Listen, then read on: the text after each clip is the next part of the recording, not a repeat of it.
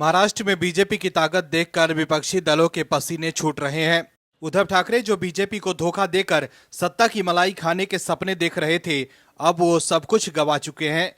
सत्ता से बाहर तो है ही, साथ ही असली शिवसेना भी गवा चुके हैं।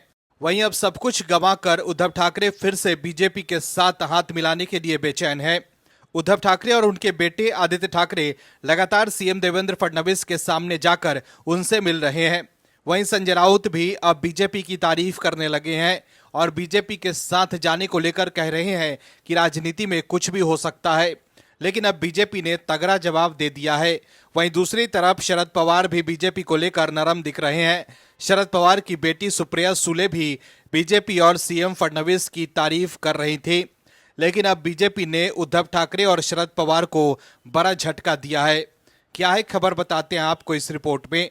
दरअसल महाराष्ट्र में जहां उद्धव ठाकरे और शरद पवार बीजेपी की तारीफ में कसीदे पढ़ रहे हैं, तो वहीं दूसरी तरफ बीजेपी ने साफ संकेत दे दिया है कि उन्हें उद्धव ठाकरे और शरद पवार की जरूरत नहीं है।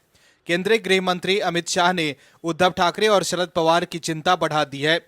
अमित शाह ने कहा है कि एनसीपी-एसपी के प्रमुख शरद पवार ने 1978 से महाराष्ट्र में विश्वासघात और छल कपट की राजनीति की है। इसका अंत विधानसभा चुनाव में बीजेपी की जबरदस्त जीत और स्थिर सरकार बनाने के संकल्प के साथ हुआ। अमित शाह ने शिरडी में बीजेपी के राज्य स्तरीय अधिवेशन को संबोधित करते हुए कहा कि महाराष्ट्र की जनता ने पिछले साल के चुनाव में वंशवाद और विश्वासघात की राजनीति को खारिज करके शरद पवार और शिवसेना यूबीटी के नेता उद्धव ठाकरे को उनकी जगह दिखा दी है।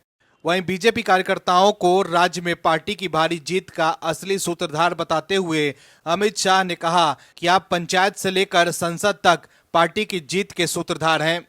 आपने बीजेपी को अजय बनाया है ताकि कोई फिर से उसे धोखा देने की हिम्मत न कर सके। उन्होंने बीजेपी कार्यकर्ताओं से बूथ स्तर पर पार्टी को मजबूत करने पर ध्यान केंद्रित करने और बड़ी संख्या में महिलाओं और किसानों को शामिल करने को कहा। शाह ने कहा कि शरद पवार ने मुख्यमंत्री पद संभाला, कई सहकारी संस्थाओं का नेतृत्व किया और केंद्रीय कृषि मंत्री भी रहे, लेकिन वो किसानों की आत्महत्या को नहीं रोक सके। उन्होंने कहा कि केवल बीजेपी ही है जो किसानों की आत्महत्या को रोक सकती है। प्रधानमंत्री नरेंद्र मोदी ने किसानों के कल्याण के लिए कई योजनाएं बनाई हैं। वहीं अमित शाह ने कहा कि इस ऐतिहासिक जीत ने इंडी गठबंधन का आत्मविश्वास तोड़ दिया है। दिल्ली, पश्चिम बंगाल, बिहार और महाराष्ट्र में कांग्रेस और सहयोगी दलों के बीच मतभेदों का हवाला देते हुए अमित शाह ने कहा कि इंडी गठबंधन का पतन शुरू हो गया है। इसके साथ ही अमित शाह ने विश्वास जताया है कि बीजेपी 5 फरवरी को होने जा रहे दिल्ली विधानसभा चुनाव में आसानी से जीत हासिल करेगी। उन्होंने कहा कि शिवसेना यूबीटी महाराष्ट्र के स्थानीय निकाय चुनाव में अकेले चुनाव लड़ रही है। आम आदमी पार्टी और कांग्रेस दिल्ली विधानसभा चुनाव अलग अलग लड़ रही है। पश्चिम बंगाल और बिहार में विपक्षी गठबंधन के लिए हालात अच्छे नहीं हैं, क्योंकि बीजेपी दिल्ली जीतेगी। तो देखा आपने कैसे अमित शाह ने महाराष्ट्र में उद्धव ठाकरे और शरद पवार को बता दिया है कि बीजेपी से पंगा लेने की वजह से आज उनकी पार्टी खत्म हो गई है। जनता ने उनकी पार्टी का सफाया कर दिया है। दर्शकों, हाल के दिनों में उद्धव ठाकरे और शरद पवार बीजेपी को लेकर नरम हुए हैं, लेकिन जिस तरह से अमित शाह ने हमला बोला है, उससे दोनों नेताओं की चिंता जरूर बढ़ गई होगी। Bureau report, OMH news.